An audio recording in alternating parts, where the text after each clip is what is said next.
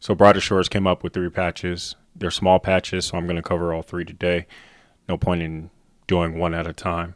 They're pretty quick. So on the 7th, they added keyboard bindings. That was a pain in the butt when they first started. You couldn't usually use your keyboard to do bindings, or you had to figure it out. But now you can make it whatever key. Shift still doesn't work, so you can't make anything shift or control or alt, but at least you do other keys. Also, they changed the way things were displayed because it used to be they show your combat level, which is your guardian level and all that. Now it's your total level. So if you see people running around, you'll see totals. They allowed your Premier Pass holders to claim their unique names through the settings rather than waiting. And then they just said bug fixes. So on the 8th, it seems like they allowed you to do more keyboard bindings, so it changed even more. We already went over that. You can close the interface on your keyboard now. I wish they kind of transitioned from that, which is clicking instead of keyboard bind. It's kind of weird to close a menu through hitting whatever key you assigned it to. I made a space bar, but it'd be better if I can click outside the window to insta close it. You can now click on your mini map, which is amazing. Back then you couldn't do that, but now you can. It's only for one room ahead of you, so if you're standing in a room, you can click in the next room, but that's it. They improved some of your quest difficulty indicators.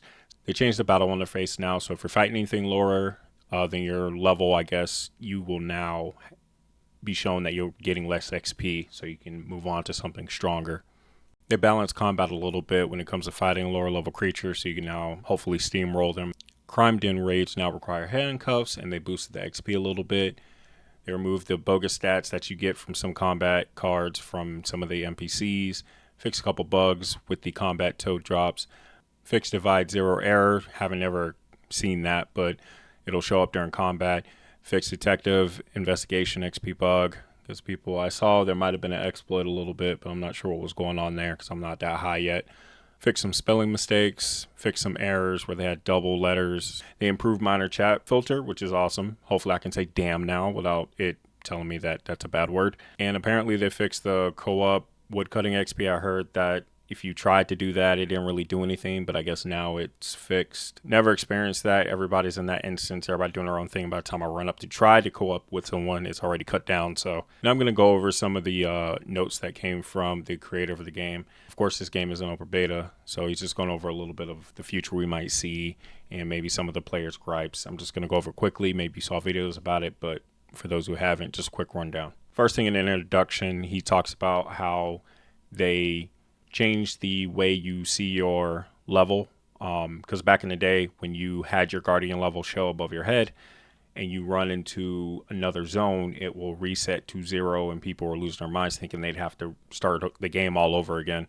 But that's not the case. Every new zone has different combat styles and stuff like that that you have to interact with, and they just wanted to make it more clear, so they changed that up so you see your total level and not freak out when you saw it drop, especially with newer players. The next long paragraph is pretty much him talking about why they made the change. If you want to go and read it, you can. I have it up on the screen if you want to pause it. So it seems pretty much that the reason why you have different combat areas and different combat levels is so that things don't get stale for you, especially players who rush things ahead and they got, max everything already and you're a lower level and you can't do all the higher level stuff. If everything one consistent combat level or bracket, things don't get pretty much tiring for you. You don't feel like you're left out. Everybody has to start over when they get to a new area. They also did it for future content just in case if they come out with a DLC, kind of like with Final Fantasy, you could buy the DLC pack and then guess what? You can go instantly into that DLC pack without having to worry about leveling. They wanted to change that up a little bit so everybody starts at a different combat bracket. Not sure how that's going to work out with the next episode that they come out with, but I'm assuming we'll have to farm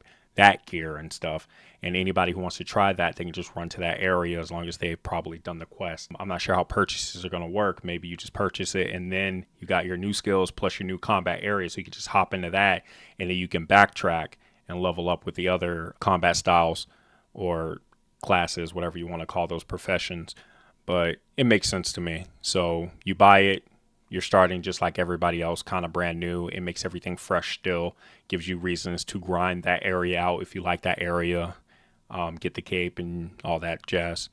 So the next paragraph, as you see, is please give it a chance. He's just talking about how people just need to give it more time, be patient, try it out for yourself, see if you like it, because a lot of people are just used to leveling up their combat and then just sticking to it for the rest of the game, and then seeing you start over, they freak out and having to re-gear and stuff like that. I would say it's for the patient, people who like to take time in their games, don't mind, this whole start over stuff.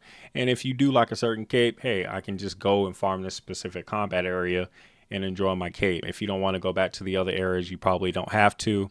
But then later on, you'll see that they're planning on integrating the class from one area, so Guardian in one area, and then Ranger in the other area to fight certain bosses. They said it's a good idea in this paragraph, but or in the next paragraph, that they got from the community. So seems like maybe something they'll implement later.